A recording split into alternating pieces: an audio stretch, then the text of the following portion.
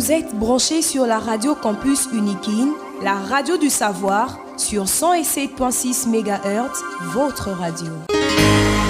Vous écoutez la radio Campus Alma Mater, c'est l'heure du journal.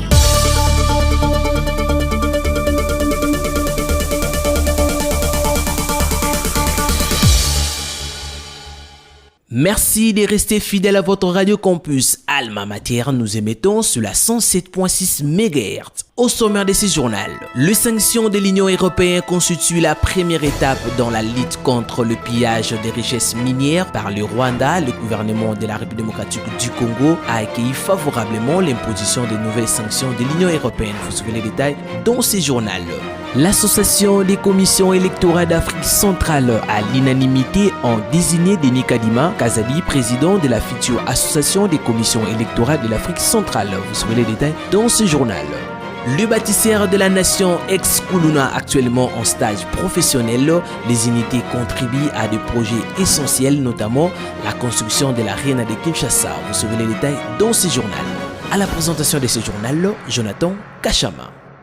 Commençons ce journal avec cette brève. Les sanctions de l'Union européenne constituent la première étape dans la lutte contre le pillage des richesses minières par le Rwanda. Le gouvernement de la République démocratique du Congo a accueilli favorablement l'imposition des nouvelles sanctions de l'Union européenne à l'encontre de quelques gardes de forces rwandaises de défense, des unités économiques et de 4 du groupe terroriste M23. C'est ce qui ressort d'un communiqué publié le lundi 17 mars 2025.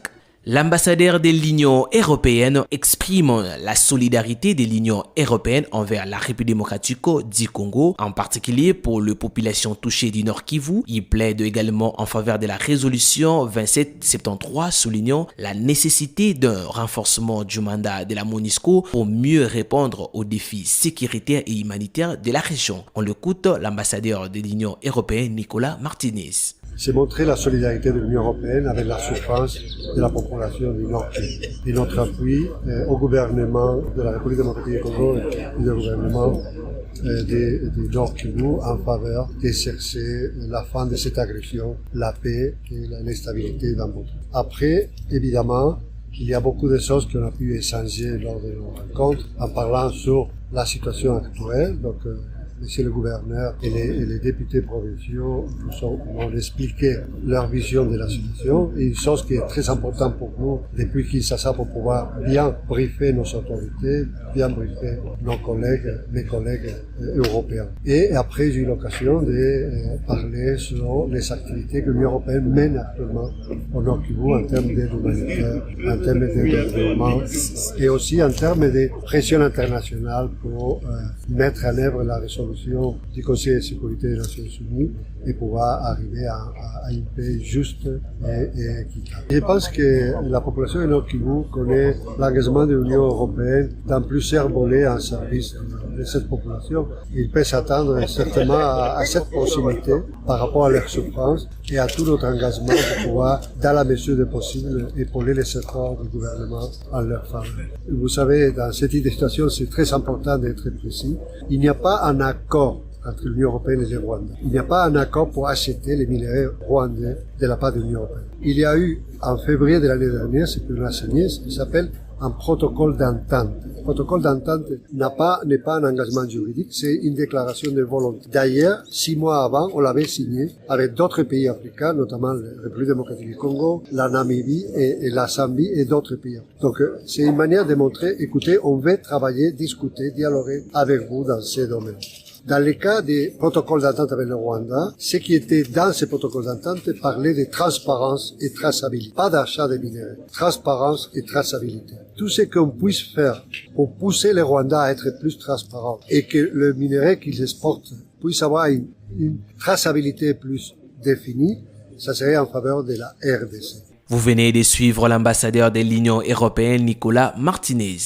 Le député européen Thierry Mariani a salué les sanctions de l'Union européenne contre certains responsables rwandais et du M23, les qualifiant des premières victoires. Toutefois, il a également appelé à des sanctions plus fermes, plaidant pour le retrait immédiat de forces rwandaises et du M23 dans la partie l'est de la République démocratique du Congo. Le détail avec Lucien Pungwe. À l'issue des sanctions imposées par l'Union européenne contre certains responsables rwandais et du M23, les députés européens Thierry Mariani, membre de la Commission Commerce international de l'Union européenne, a salué cette décision, la qualifiant de première victoire. Cependant, il a souligné la nécessité d'aller plus loin en exigeant des retraits immédiats de l'armée rwandaise et du M23 de l'Est de la République démocratique du Congo. Les députés ont également insisté sur la nécessité de maintenir une pression internationale constante. Pour rappel, Thierry Mariani avait été reçu le 7 mars à Kinshasa par le président de la République Félix Tshisekedi à la tête d'une délégation des députés européens du groupe de patriotes du Rassemblement national. Les discussions ont porté sur les avancées diplomatiques en vue d'une résolution de la crise dans l'Est de la République démocratique du Congo.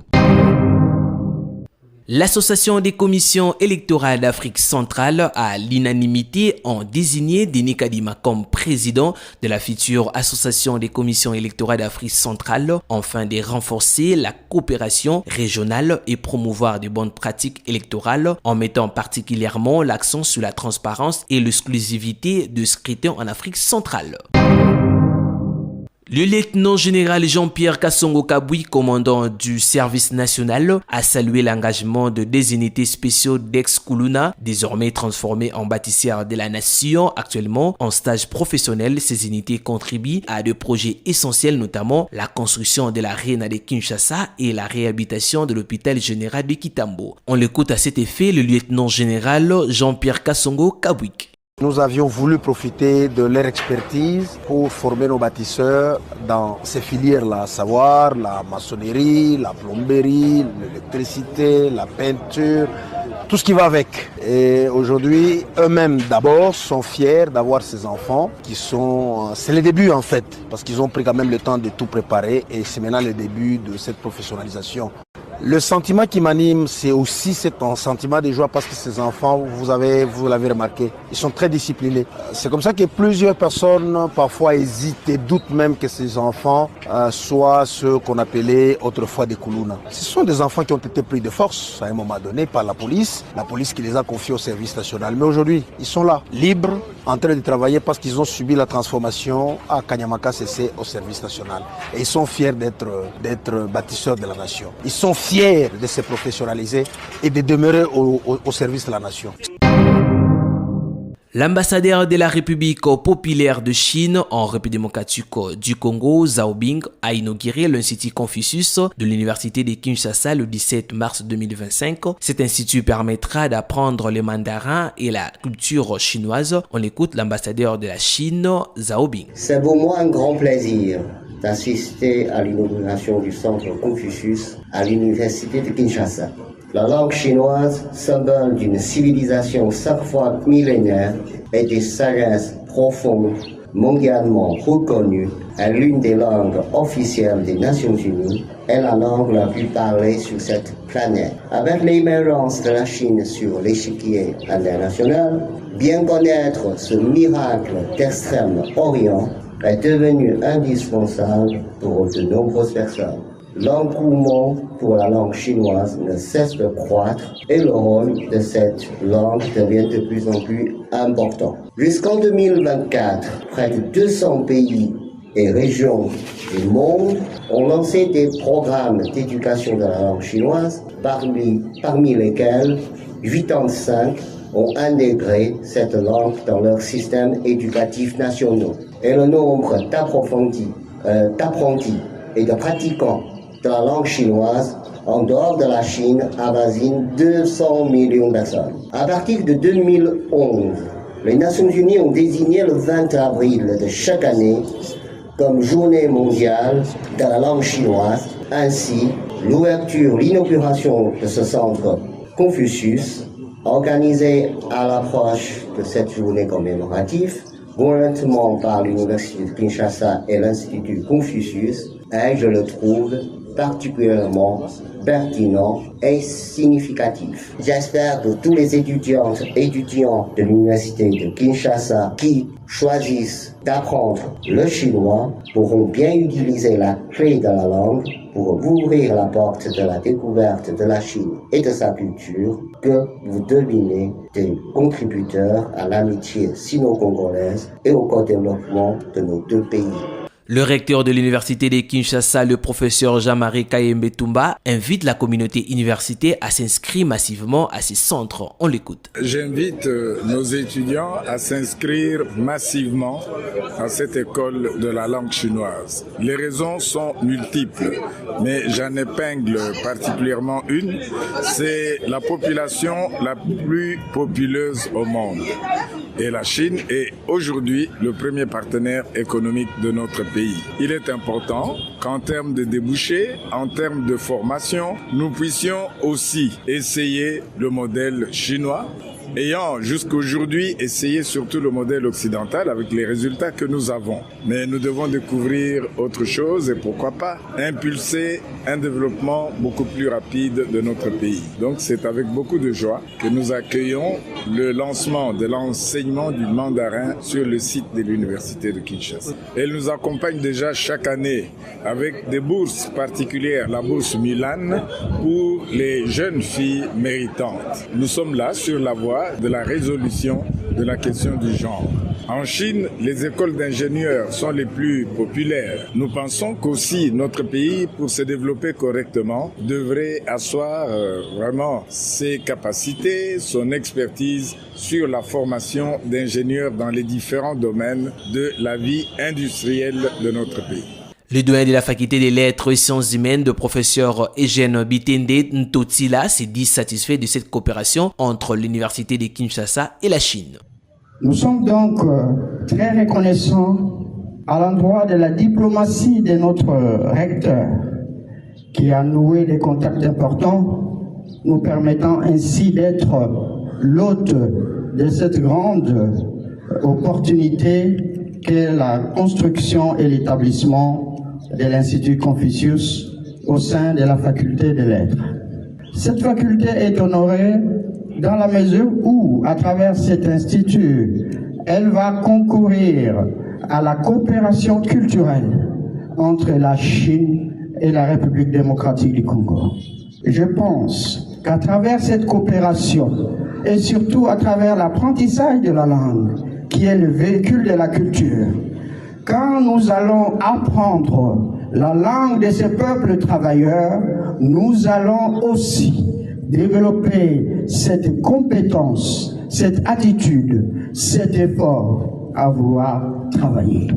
Je crois que si la Chine est aujourd'hui le pays que tout le monde admire, c'est parce que son peuple, non seulement il cherche le travail, mais il aime le travail. C'est pourquoi j'incite tous les Congolais que nous sommes à comprendre que la coopération, ce n'est pas seulement une affaire de façade, mais c'est une affaire profonde qui doit nous pousser à aussi tirer profit des avantages de l'autre culture pour que nous puissions développer des compétences qui nous permettent d'être compétitifs. Notre faculté est ainsi honorée parce qu'en réalité, tout développement part de la culture.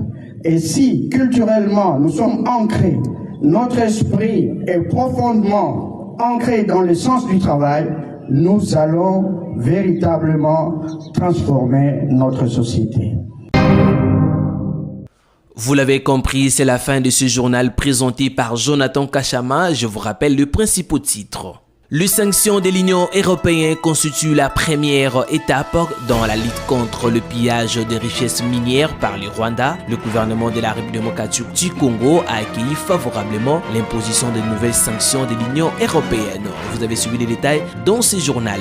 L'Association des commissions électorales d'Afrique centrale, à l'unanimité, ont désigné Denis Kadima Kazadi, président de la future Association des commissions électorales de l'Afrique centrale. Vous avez suivi les détails dans ce journal. Le bâtisseur de la nation ex-Koulouna, actuellement en stage professionnel, ces unités contribuent à des projets essentiels, notamment la construction de la l'arène de Kinshasa. Vous avez suivi les détails dans ce journal. Concours rédactionnel Jean-Paul Mbouya Koutoumissa, Lucien Pongwe, à la réalisation Emmanuel Boutela, côté technique nous avons Sylvain Tchizungu et Tichi Kabula sous la supervision de Luxen Kinounou. L'actualité reste en continu sur la Radio Campus, la radio du savoir et sur notre site internet www.inikin.ac.cd.